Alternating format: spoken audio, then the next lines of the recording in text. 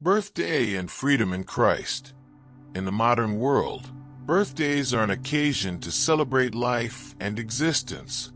However, have we ever stopped to reflect on the deep meaning of the celebration? What's behind our obsession with marking the passage of time and commemorating another year of life?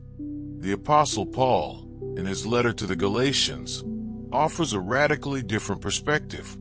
In Galatians 4 verse 10, Paul criticizes the Galatians for observing days, months, seasons, and years.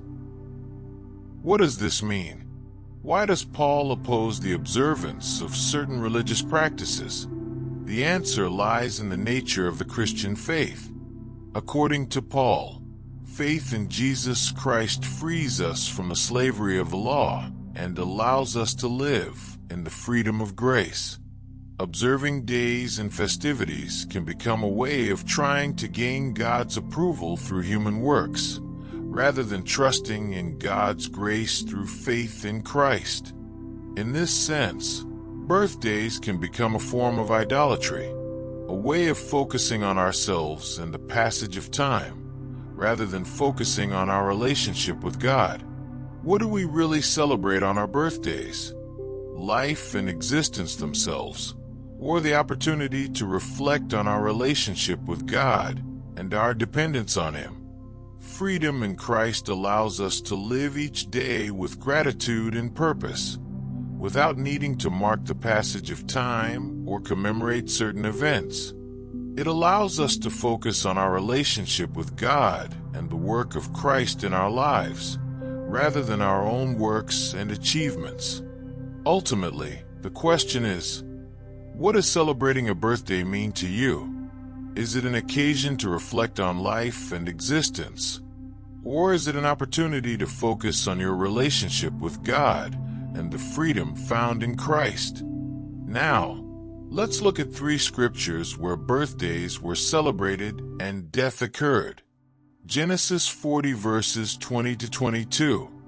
On the 3rd day, which was Pharaoh's birthday, the king made a feast for all his servants and lifted up the head of the chief cupbearer and the head of the chief baker among his servants. He restored the chief cupbearer to his office, and he gave the cup into Pharaoh's hand. But he hanged the chief baker, just as Joseph had interpreted. Job 1 verse 4. His sons used to go and hold a feast in the house of each one on his day, and they would send and invite their 3 sisters to eat and drink with them. Job 1 verses 18 to 19. While this one was still speaking, another came and said, "Your sons and daughters were eating and drinking wine in their oldest brother's house, and a great wind came from the wilderness and struck the 4 corners of the house, and it fell on the young people, and they died, and I alone escaped to tell you." Matthew 14 verses 6 to 10.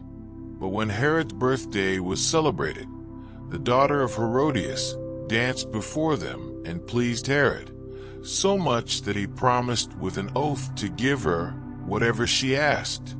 She, prompted by her mother, said, "Give me here on a platter the head of John the Baptist."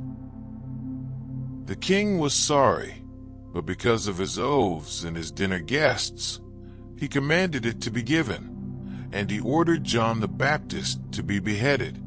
I hope you enjoyed this video, and as I always say, search and draw your own conclusions.